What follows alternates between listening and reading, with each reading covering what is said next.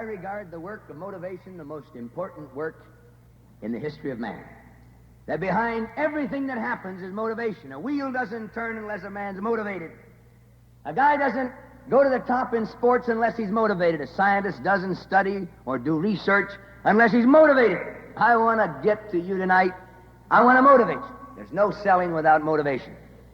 This whole thing won't turn and keep going unless there are key people motivated, keeping this thing going.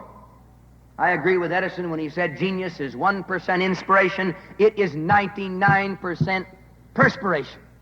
How America needs this language today. The language of effort, work. I love the sports world because they're not ashamed of sweat. We spend $1 billion in America trying to get rid of sweat. Our favorite colloquial expression is no sweat. I love the sports world because it says to be great, you got to put out. It's effort, it's work. I love it because it's a language of self-reliance.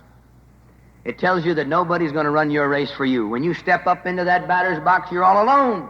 And you either strike out or hit, depending upon your ability, not anybody else's. You can't beg the question. You can't give yourself putts.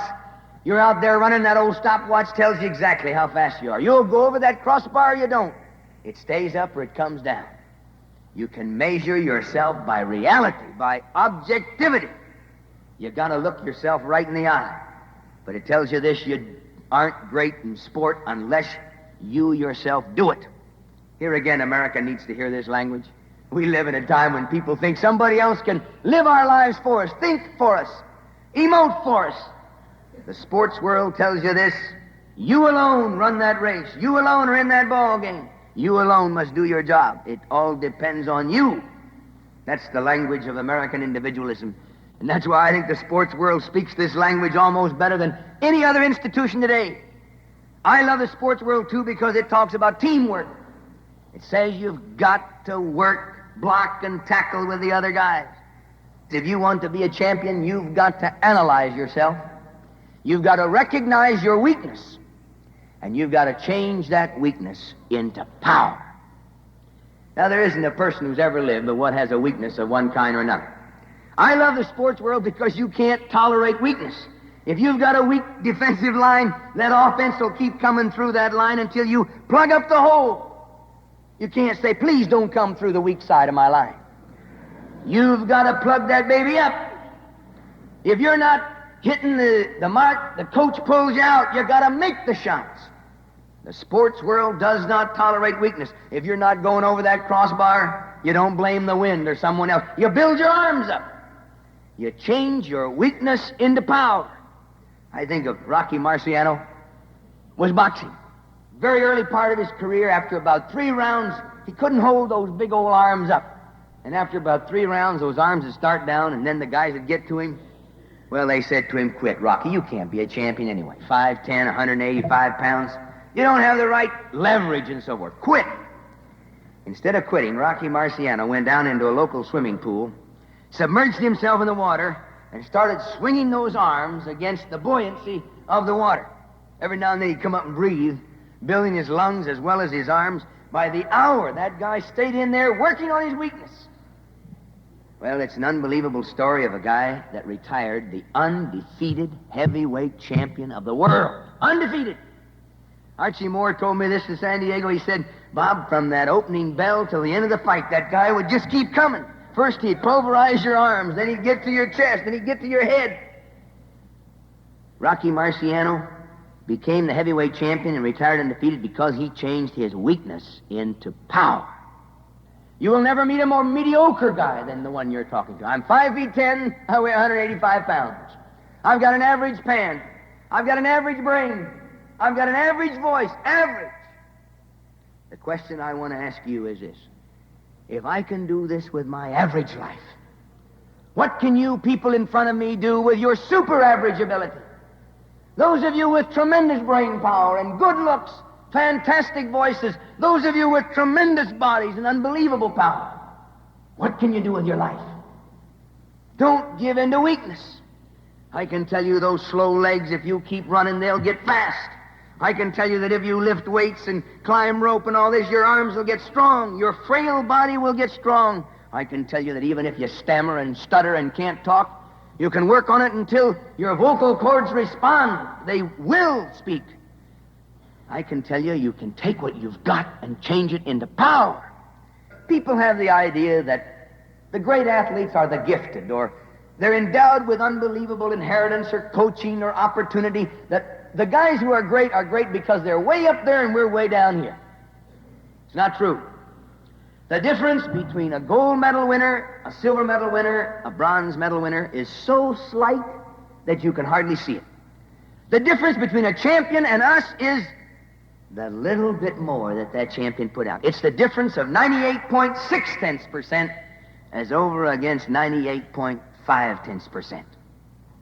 I worked the Innsbruck Olympic Games for NBC about 4 years ago. I saw 13 gold medals.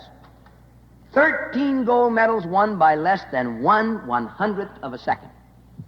Now, you can't even see 100th of a second. That electronic scoreboard at the end of that stadium, you can't even see it. It flashes by so quickly. There's no way I can impress upon you 100th of a second. It's fractions of inches. Can you imagine skating 10,000 meters and losing by 1/100th of a second? That's what was actually done in the Innsbruck Olympic Games. You talk about wetting your lips. I've seen these guys wet their lips and gulp. They go down to that line. They're quiet, get set. Pow! That gun goes off. You talk about adrenaline, all the physiology, muscles moving, everything, elbows flying. 6 men went down the straightaway. They all lunged into the tape exactly together. They all went into the thing together. You couldn't tell who had won. The photo finish revealed that Lindy Remigino nose was 1/4 of an inch longer than all the other guys.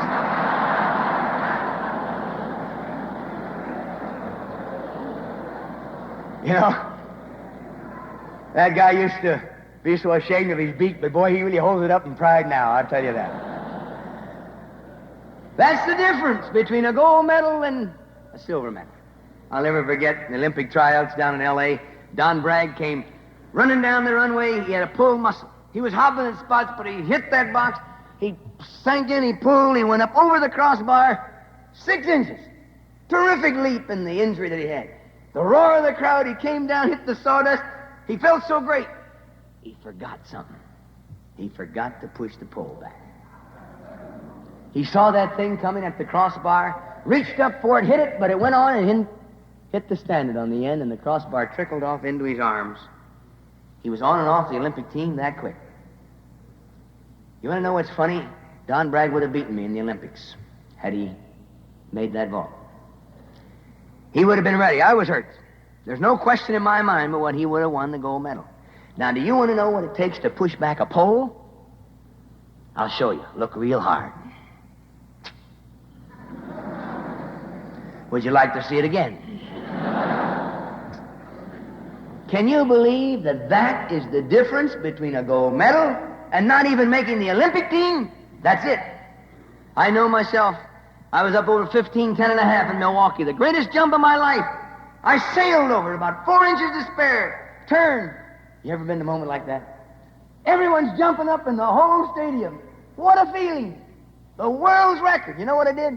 I dropped my hands a little bit. This thumb caught the bottom of the crossbar. Not the top of it, the bottom of the crossbar. And the thing trickled off and followed me down into the sawdust.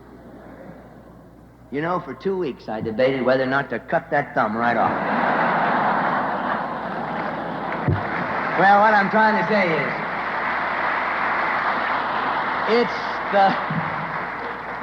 it's the little tiny things that can beat you.